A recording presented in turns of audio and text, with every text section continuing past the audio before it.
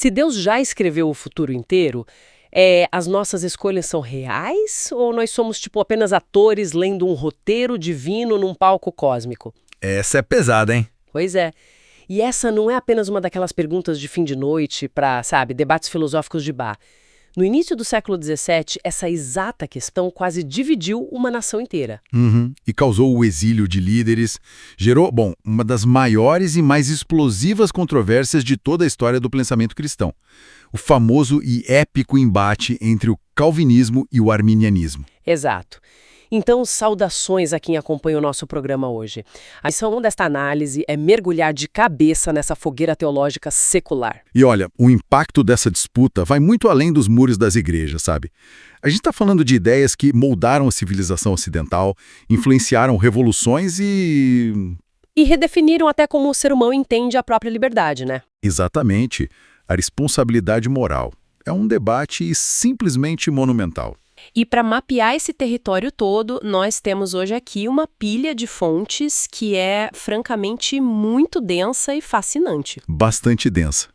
Nós estamos lidando com ensaios que analisam os famosos cânones de Dort, documentos originais da Remonstrância de 1610 e tratados teológicos sobre a natureza do livre-arbítrio. Sem contar os escritos de gigantes tipo o pregador Charles Spurgeon e o teólogo B.B. Warfield. E para mostrar que a chama ainda queima até hoje, nós temos artigos modernos e muito, muito contundentes chamando o arminianismo de uma, abro aspas aqui, praga doutrinária do século XXI. Caramba! É um material que não economiza nas palavras mesmo. Não mesmo. E bom, antes de darmos o próximo passo, eu acho que a gente precisa estabelecer uma regra fundamental para este nosso estudo aqui. Certo, qual seria? Quem ler essas fontes vai notar rapidamente que a linguagem é fortíssima. Estamos diante de textos onde ambos os lados, tanto na história quanto hoje, trocam acusações pesadas, tipo acusações de heresia mesmo. Nossa, sim. Então fica um aviso claro e absoluto para nossa audiência. Nós, como guias desta análise, não estamos tomando partido nenhum. O nosso objetivo hoje é puramente relatar, dissecar e analisar os argumentos teológicos contidos nestas fontes, sem endossar a visão de um lado ou de outro. Nós vamos atuar aqui como dois teólogos de poltrona tentando desvendar a mecânica dessas crenças, certo? Exato. Então, vamos desempacotar isso. Para entender a explosão, a gente precisa olhar para o estopim. Estamos na Holanda, no alvorecer do século XVII. Clima tenso. Muito. O calvinismo, que é a teologia reformada articulada por João Calvino e depois pelo sucessor dele, o Teodoro de Beza, é a norma vigente lá. É literalmente a fundação sobre a qual a igreja e a própria sociedade holandesa estão apoiadas. Mas então, um professor altamente respeitado da Universidade de Leiden, chamado Jacó Armínio, começa a fazer algumas perguntas bem incômodas a essa ortodoxia toda. E vale ressaltar, Armínio era um teólogo brilhante e o homem de dentro do próprio sistema reformado. Sabe, ele não era um forasteiro. Isso é um detalhe importante. Sim. O desconforto dele começou ao reavaliar como o calvinismo da época lidava com a predestinação e a vontade humana. A grande preocupação do Armínio, e isso está bem detalhado nos documentos históricos, era que a explicação calvinista estrita sobre a soberania absoluta de Deus acabava transformando Deus no autor do pecado. Logicamente falando, sim. Na visão dele, claro, ele sentia que a glória de Deus estava sendo defendida à custa da bondade de Deus. Lendo sobre o desenrolar disso nas fontes, a sensação que eu tive é de que os seguidores do Armínio agiram como um grupo de acadêmicos apresentando uma petição formal para atualizar a constituição teológica do país, sabe? É uma ótima analogia. Eles propuseram essas emendas acadêmicas achando que isso ia gerar um debate super saudável nas universidades, sem prever que, desencadearia uma crise internacional completa. E isso culminou no famoso documento de 1610, certo? Exatamente. A crise tomou proporções imensas logo depois que o Armínio morreu, em 1609. No ano seguinte, 41 pregadores e teólogos que seguiam as ideias dele se reuniram. Liderados por quem? Nomes de peso como Simão Episcópio e o jurista Hugo Grossio. Eles redigiram a Remonstrância. Esse termo significa literalmente um protesto, ou uma representação de motivos. Certo. E eles estruturaram essa oposição ao calvinismo tradicional em 5 artigos, ou 5 emendas, como você bem chamou. E analisando as fontes sobre esses 5 artigos, o primeiro logo ataca o cerne da questão, que é a eleição condicional. Pelo que eu entendi do material, eles defendem que Deus usa a presciência divina, né? Ou seja, Deus olha através do corredor do tempo, vê quem, no futuro, vai escolher acreditar no Evangelho e perseverar na fé, e com base nessa fé prevista, ele elege essas pessoas para a salvação. Exato. A presciência é tipo o motor desse sistema remonstrante. E a lógica desse primeiro ponto meio que exige o segundo artigo, que é a expiação ilimitada. Faz sentido. Como funciona esse? Bom, se a eleição depende da fé que vai ser exercida pelo indivíduo, então a morte de Cristo na cruz precisa ter sido oferecida e estar disponível para todos os seres humanos, indistintamente, sabe? Não apenas para um grupo seleto. O sacrifício tem um valor infinito para todos. Isso, embora só se torne eficaz mesmo na vida daqueles que, de fato, escolhem crer. Agora, o terceiro artigo foi o que mais me deixou surpresa ao ler os textos originais, que é a depravação total. Esse ponto pega muita gente de surpresa. Sim, existe um mito enorme de que os arminianos acham que o homem é bom por natureza, que ele pode se salvar sozinho. Mas o documento afirma explicitamente que o ser humano caído não pode pensar ou fazer nada de bom. Nada mesmo. Nem exercitar fé salvadora por si mesmo sem a graça de Deus. Eles concordam 100% com a gravidade do pecado. É que a divergência não está na doença, sabe? Está em como o remédio é administrado. O que nos leva direto para o quarto artigo, a graça irresistível. Certo. Explica essa parte. Eles concordavam que a graça de Deus é a única coisa que pode iniciar a salvação. A diferença é que os remonstrantes argumentavam que essa graça pode sim ser resistida e rejeitada pela vontade humana. O ser humano retém o poder de dizer não a Deus. Nossa, isso é uma mudança de paradigma enorme para a época. E o quinto artigo? O quinto lidava com a preservação condicional, basicamente levantando a possibilidade teórica de que um verdadeiro crente pudesse, eventualmente, abandonar a fé e perder a salvação. Uau!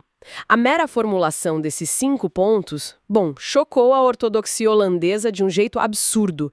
De repente, o papel do ser humano no processo de salvação estava sendo ampliado. E a reação a isso não ficou só no campo das ideias, né? De jeito nenhum. Porque se a teologia moldava o Estado na época, uma rachadura teológica ameaçava a própria segurança nacional holandesa.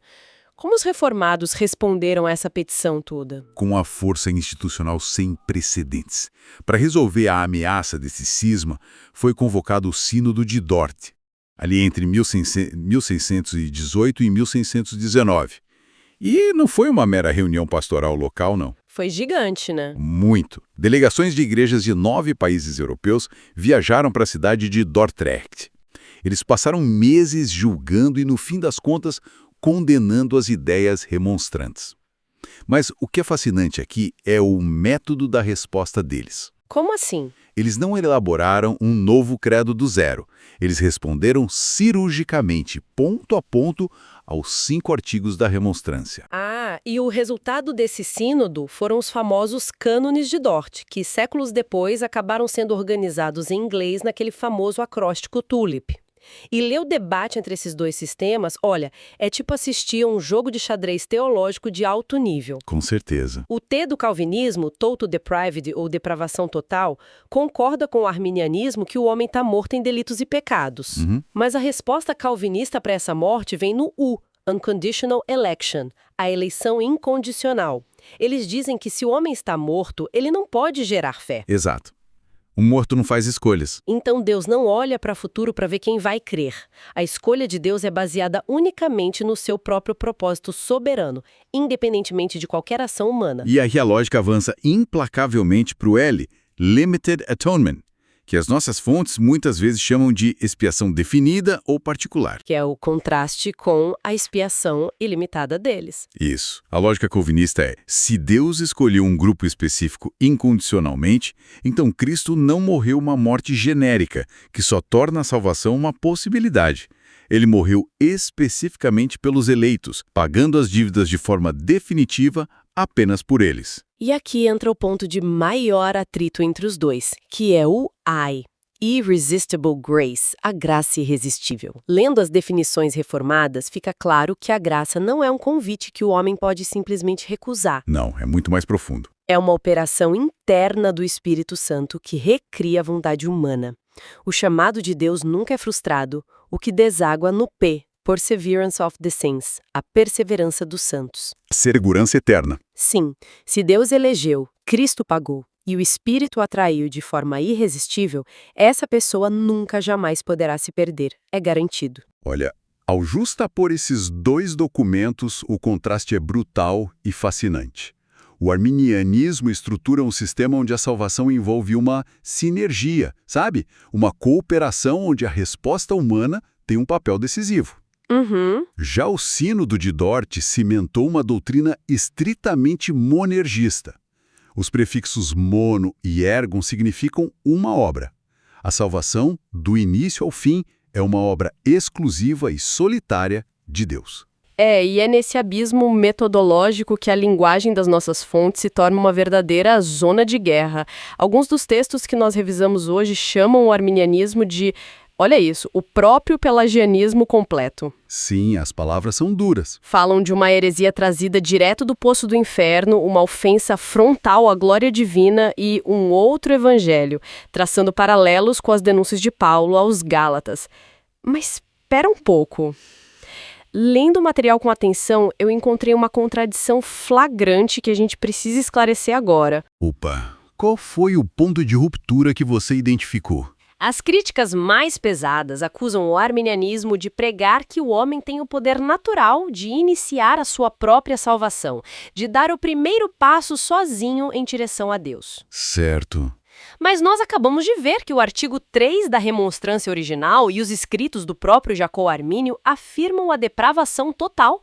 Eles escrevem explicitamente que sem a graça o homem nada pode fazer. Exatamente. Então, como é que uma teologia que afirma a incapacidade humana total pode ser rotulada de pelagianismo? Porque, pelo que sei, pelagianismo é aquela antiga heresia de que o homem nasce perfeitamente capaz de escolher o bem sozinho. A conta não fecha. É uma excelente dedução da sua parte. Essa é, sem dúvida, a maior confusão histórica que as nossas fontes acadêmicas tentam desembaraçar. É confuso mesmo. Para compreender esse fogo cruzado, a gente precisa fazer uma distinção teológica bem cirúrgica entre o arminianismo clássico, que reflete os ensinamentos reais de Armínio, e o semipelagianismo. Tá, e onde exatamente essas duas linhas se separam? O conceito central no arminianismo clássico é uma coisinha chamada graça preveniente, ou a graça que vem antes. Graça preveniente. Certo. O Armínio concordava que o homem natural está morto e não pode dar 1 milímetro em direção a Deus. A solução dele não é que o homem subitamente desperta por conta própria. Ele argumentou que Deus, por pura misericórdia, derrama essa graça preveniente sobre toda a humanidade. Ah, entendi. E o que essa graça faz na prática? Ela age curando temporariamente a vontade humana doente. Ela restaura a capacidade do indivíduo de ouvir o evangelho e responder livremente, seja aceitando ou rejeitando. É um sinergismo divino-humano, mas a iniciativa, o primeiríssimo movimento, é absoluta e exclusivamente de Deus. Nossa, e o semipelagianismo inverte essa ordem lógica, então? Exato. Pelo que as fontes indicam, o semipelagianismo ensina que o homem, mesmo após a queda de Adão, retém uma faísca de livre-arbítrio natural que é suficiente para buscar a Deus primeiro. Ou seja, no semipelagianismo, o homem dá o primeiro passo e então Deus entra com a graça para ajudar a terminar o trabalho. O sinergismo aqui é humano-divino. A distinção é bem sutil, mas teologicamente ela é massiva. A injustiça histórica acontece porque figuras que vieram muito depois do Armínio começaram a carregar o rótulo de arminianos, mas abandonaram a teologia original dele. Quem, por exemplo? As fontes citam nomes como o Philip Limborge e, mais tarde, o famoso evangelista americano do século XIX, o Charles Finney. Ah, o Finney. Sim. O Finney chegou ao ponto de negar abertamente o pecado original. Ele ensinou um semipelagianismo puro, onde a vontade humana era plenamente capaz de se converter por decisão própria. Nossa, agora eu entendi a mecânica do problema. A teologia super rigorosa do Armínio foi diluída por esses supostos sucessores. Exatamente. Quando os críticos reformados leem obras como as do Finney, eles descarregam as acusações de heresia semi-pelagiana, e com razão, dentro dos próprios critérios deles, mas acabam atingindo retrospectivamente o arminianismo original, que não defendia nada disso. É isso. O alvo estava sendo agrupado na mesma categoria que as pessoas que corromperam o ensino original. O debate moderno muitas vezes ataca essa versão popular do arminianismo, que de fato flerta com o semipelagianismo, e acaba ignorando a sofisticação da graça preveniente daquele documento lá de 1610. Aqui é que a coisa fica realmente interessante, sabe? Porque nós precisamos virar as nossas lentes analíticas agora para o lado calvinista. Mergulhando nas obras de John Owen e B.B. Warfield, a ideia de que Deus decreta absolutamente tudo me fez pausar. É um ponto de tropeço para muita gente. Muito. Porque, pensa bem, se o calvinismo defende que Deus planejou e determinou todas as ações da história e que a graça é irresistível, a dúvida imediata e meio que inevitável é: o ser humano é apenas um robô programado? É a grande pergunta. Se Deus decretou a própria queda de Adão, existe qualquer responsabilidade humana real nisso tudo? Na natureza de Deus e na natureza da liberdade. Como eles resolvem isso? O primeiro movimento dos reformados é resolver o dilema moral dos decretos divinos, dividindo a vontade de Deus em duas esferas: a vontade de preceito e a vontade de propósito. Deixa eu tentar traduzir o que eu li sobre isso, ver se eu entendi direito. Manda! A vontade de preceito seria a lei moral revelada, as regras, o comando explícito de Deus, tipo, não roubarás, ou não coma o fruto da árvore, é o que Deus ordena que a gente faça. Perfeito. A vontade de propósito, por outro lado, é o decreto secreto e eterno do que Deus permite que de fato ocorra no espaço e no tempo para glorificar a si mesmo que essa permissão envolva as criaturas quebrando o preceito. Exato. É um conceito bem complexo para afastar a ideia de que Deus é o autor do mal, né? Afirmando que ele fornece o cenário, mas a criatura é quem pratica a rebelião. A sua síntese foi perfeita. Deus decretou que o evento da queda acontecesse para pavimentar o caminho para a demonstração final da misericórdia dele através de Cristo. Mas o ato moralmente falho e rebelde pertenceu exclusivamente ao homem. O que nos leva diretamente à questão da liberdade humana dentro desse decreto gigante. O calvinismo não nega o livre-arbítrio. Ele simplesmente redefine o que a palavra liberdade significa. As fontes sobre o calvinismo explicado quebram a ideia de liberdade em 4 tipos, né? Eles descartam a liberdade de independência, afirmando que apenas o Criador é verdadeiramente independente. Sim, mas o ponto-chave é que eles garantem que o homem possui a liberdade de coação. Eles argumentam com muito vigor que não há uma força externa empurrando o ser humano contra a vontade dele.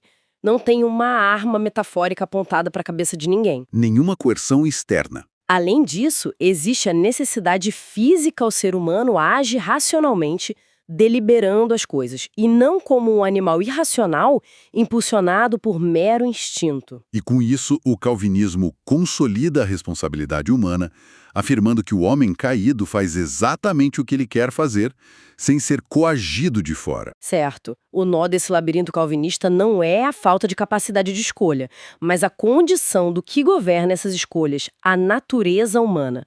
A vontade é livre para escolher o que o coração deseja, mas a depravação total significa que o coração está completamente escravizado pelo pecado. Então, a pessoa invariavelmente, voluntariamente e livremente vai escolher se rebelar contra Deus? Invariavelmente. Vamos imaginar um cenário prático aqui para ilustrar essa lógica para quem está ouvindo. Colocamos um leão faminto numa sala. Ok, um leão. De um lado, há um belo prato de vegetais frescos. Do outro, um suculento pedaço de carne crua. O leão não está acorrentado. Não tem grades forçando ele a ir para um lado ou para o outro. Ele tem liberdade absoluta de coação para escolher qualquer um dos pratos.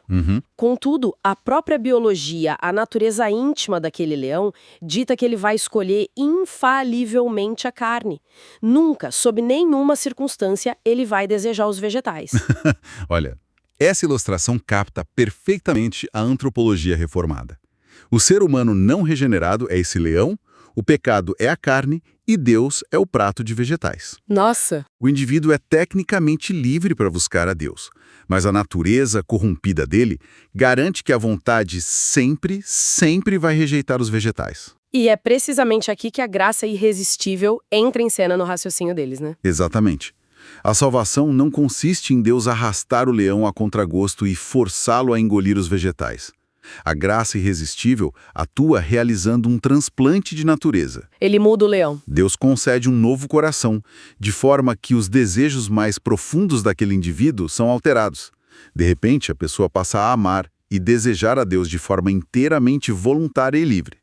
Essa explicação muda substancialmente a caricatura de um Deus manipulador de marionetes para um Deus que, ressuscita mortos espirituais. Muda tudo. Contudo, as nossas fontes calvinistas precisam responder a uma última questão bem espinhosa: a predestinação ao inferno. Ah, sim. Porque se Deus pode mudar a natureza do leão, por que ele não muda a natureza de todos os leões?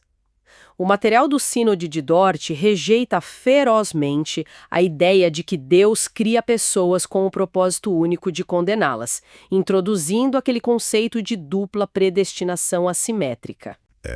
A assimetria é o grande pilar de defesa do calvinismo contra essa acusação de tirania cósmica. O termo assimetria indica que a eleição e a reprovação não funcionam da mesma forma. Certo. Na eleição, há uma intervenção ativa e positiva. Deus invade a vida de um pecador que estava rumo à destruição, transforma o coração dele e o salva. Isso é pura misericórdia e graça imerecida. O ato de salvar requer ação direta. E a reprovação, então, que é o outro lado dessa moeda assimétrica, ela funciona pela omissão divina? Exatamente pela omissão da graça salvífica. Na reprovação, Deus não precisa infundir maldade no coração humano, nem forçar ninguém a pecar.